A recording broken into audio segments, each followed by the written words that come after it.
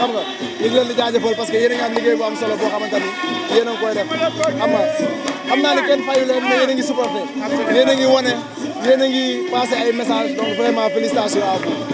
alors lan mooy sa impression par rapport ak victoire bu am solo bi ñu bëri demoon nañ ba désespéré mais gis nañ la tout le temps yaa ngi motivé Sénégalais yi gis nañ ko balaa match bi commencé bi ñu mi-temps alors lan moo nekk sa impression après la victoire des Lions. man leen laa gëm mooy damay jëli coupe du monde bi man dama koo gëm la loolu ça m'engage man xam nga man dama xam équipe bi dama xam ni pression bi leen Sénégalais teg engagement bi Sénégalais àndal ci troisième match bi il n'avait pas droit à l'erreur ñoom ils l'ont compris coach Pape Thiaw il l'a compris donc vraiment ñu gis que ni doxal nañu bu baax quoi donc vraiment chaque fois à toute l'équipe quoi. impossible pour ñu doon record bu mel ni 5 non quoi c'était impossible rek da nga xamul équipe nationale Sénégalais bañkat la suñu gën nag ñun il faut pas oublier que ni potentiel yëpp am nañ ko suñu équipe bi ci défense bi ci attaque bi ci milieu terrain bi bu ñu fàtte ni barki dem lañ jël coupe d'Afrique xam nga donc xam nañ potentiel bu énorme quoi juste que ni li ñu commencé moo baaxul mais xam naa ni instant bii nii dañu defaruwaat regroupé waat xam nga nekk ci ginnaaw li Sénégalais yi bëgg ba amaat yeneen ndam incha allah. yaakaar nga ne ak changement bii nii Sénégal mën na sori si kan. mais bien sûr man dama gëm ni coupe du monde laay jëli. ah waaw loolu man sama engagement la man dama gëm loolu man dama gëm ni ku ñu dajeel ñoo la mën on a mal commencé nag la compétition ça c'est vrai mais instant bii nii am nañu temps rectifier xam nga am nañu temps changé waat lu bëri waxtaanaat Pape Thiaw comprendre li Sénégalais yi bëgg joueurs yi comprendre que ni compétition bi ñu nekk du compétition africaine compétition mondiale la les meilleures équipes du monde ngay dajal donc il faut beaucoup de concentration beaucoup de courage et puis beaucoup de dévouement quoi. nice Pape Gueye c'est le leader ça il faut l'admettre xam nga poste bu nekk dafay am patron bi Pape Gueye c'est le patron du milieu xam nga donc moo tax peut-être il a mal démarré sa compétition mais comprendre na loolu bi mu ñëwee il est revenu en force xam nga joxe le meilleur de lui-même et c'est ce qu'on attend de lui quoi vraiment.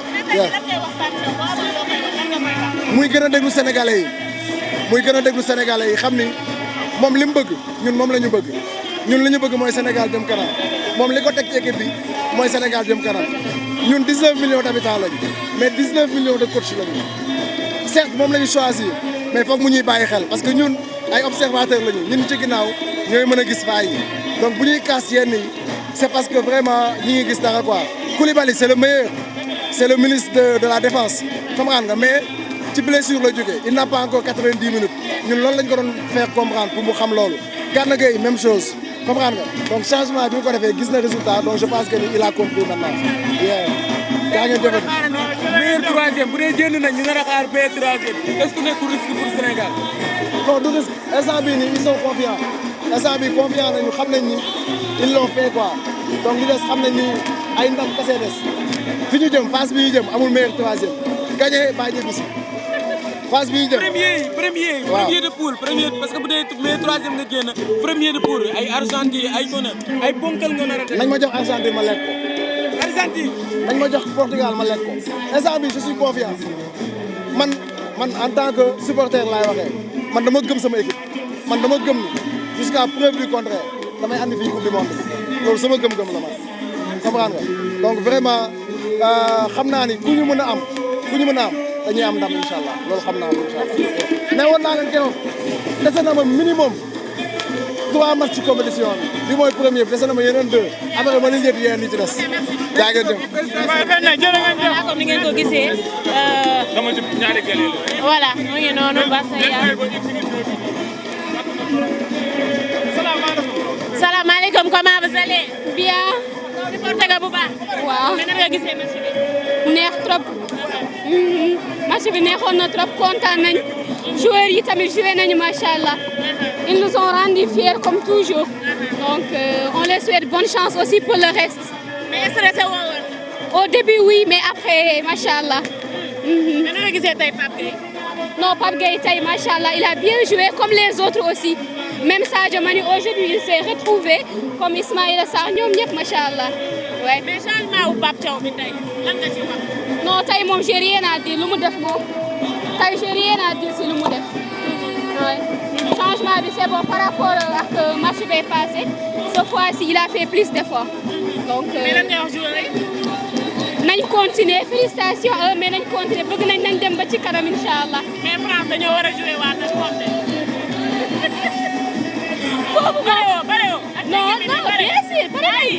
toog. ah oui ñun ay gaynde lañu duñu ragal. Inch'Allah ok allez merci. Allez merci.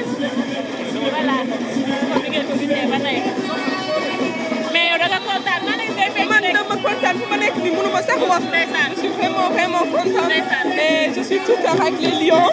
Ils ont mérité, ils ont bien joué, ils ont gagné. Là, on est content. Ambiance moo ma sonal moo tax mënu ma sax. waaw mais tey da nga gisee équipe bi. dégg nga équipe bi noo ko gisee tey. équipe bi moom changement yi. waaw j'ai bien aimé par rapport ak changement yi la fois passée bi yoon je pense que c'est le best. donc man personnellement je leur conseille de continuer comme ça surtout match bi dañ koy amaat di ko mais amaat. première mi-temps bi est-ce que c'est woon na. ah première mi-temps bi tiitoon nga. tiitoon naa bien sûr avant ma ñëw sax dama tiitoon mais bu ñu dugalee premier deuxième ba troisième laa xam ne ñu ragal la lii la ñuy wax Pape Gueye tey. ah Pape Gueye moom man ah yàlla na gudd fan rek. Amiin, amiin. yàlla na gudd. merci c'est gentil.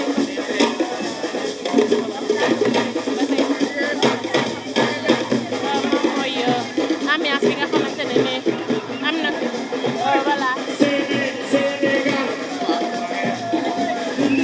voilà ba tey ñoo ngi fi place de la nation Sénégal gagné tey par 5 buts à 0 gis nañ changement bi nga xamante ne nii aussi le coach Pape Diaw def na ko Sénégalais yi kontaan ci loolu comme niñ koy waxee rek chaque jour dañ naan ko na jéem a déglu askan wi quoi parce que moom ni mu bëggee Sénégal ñun noonu lañ bëggee Sénégal gagné rek lañ bëgg yàlla may ñun damay nañu ndey tam.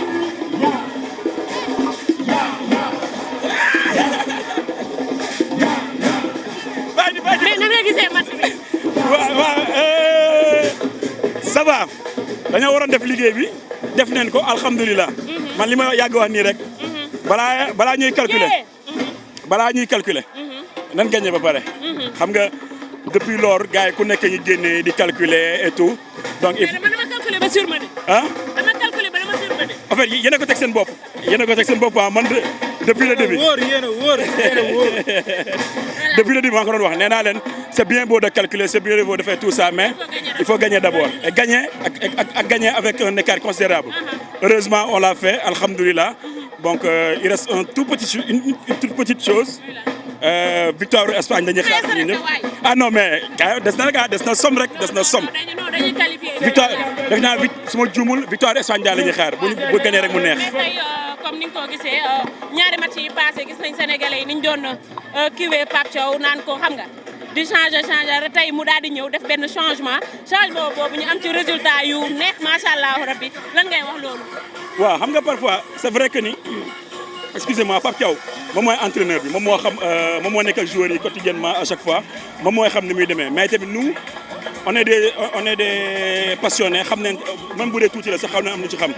dañoo gis ni sur les deux matchs il s'est entêté ci benn classement boo xamante ni ça n'allait pas du tout donc yoon la aussi tamit ñëpp waxoon que ni li nga nekk def ni nekkul di baax fu mu tudd si bëtam et je pense qu'il a été assez intelligent cette fois-ci pour mën a def quelques réajustements et bien vrai que ni des na lu bari parce que sànq rek maa ngi koy wax ne quoi équipe bi ba léegi niveau bi des na nekkuñu Coupe d'Afrique Coupe du monde lañ nekk donc niveau bi foog ñu gën ko yéegal bien vrai que ni c'est un pas de plus mais nañ ko gën a liggéeyaat parce que li ñuy xaar après tamit ci phase éliminatoire directe yi moo nar a gën a metti en fait donc foog ñu liggéeyaat bu baax. mais jàpp nga ne équipe bi buñ ko tegaat war nañu war a mën a sori. tegaat même équipe bi je ne sais pas tegaat même équipe bi je ne sais pas parce que tamit l'adversaire bi ñuy ami du doon Irak.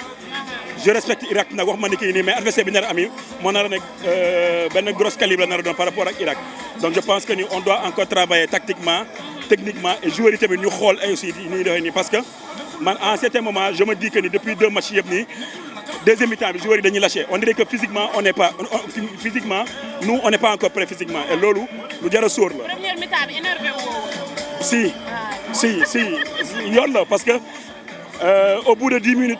Irak il joue à 10 Sénégal il est à 11 booy aspirer pour aller loin foog nga wane beneen niveau mais niveau bi nii on dirait que Sénégal moo doon jouer à 10 et c'était lamentable donc yoon la ñi di énervé parce que lii daal lañ doon sori lii daal lañ doon bëgg donc xam nga Pape Gueye moom nous on est tous admiratifs de Pape Gueye xam ne ni mën na li muy def c'est vrai que ni peut-être il n'était pas encore totalement prêt mais li mu def nii bettuñu parce que war nañu ko Coupe d'Afrique bi war nañu ko durant championnat bi yëpp donc mënuñoo bett ci li muy def nii donc Pape Gueye moom c'est quelqu'un boo xamante ni benn élément clé la ci équipe bi mooy li ma koy def peut-être il n'était pas encore prêt mais là nii c'est baax. boobu ba tey yaa ngi nekk ci fan zone yi macha allah mais gis nga cofeel bi nga xam ne sénégalais yi am nañ ko ci équipe nationale lan ngay wax si loolu parce que ba tey découragé wuñ quoi. à chaque fois dañuy ñëw. même day qualifié. ah oui kii wax ne Sénégal day qualifié. moom mooy mathématicien ci Sénégal quoi. non mais on est tous des Sénégalais de mooy chaque jour dama koy wax. On n'est pas plus sénégalais que Pape Thiaw, on n'est pas plus sénégalais que wala Ben Sadio Mané. Ñoom tey ils ne sont pas plus sénégalais que nous. boo xoolee bu lépp jeexee c'est l'amour du pays, l'amour de la patrie.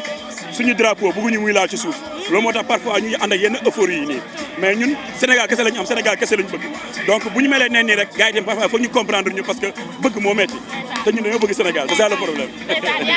jaajëf. ok allez merci beaucoup. merci beaucoup. voilà kon ni ngeen ko gisee ba tey ñoo ngi comme ni ngeen ko gisee ñoo ngi woon fi nga xamante ne nii moom mooy place de la nation ngir seetaanoo yéen match bi nga xamante ne nii damay tëj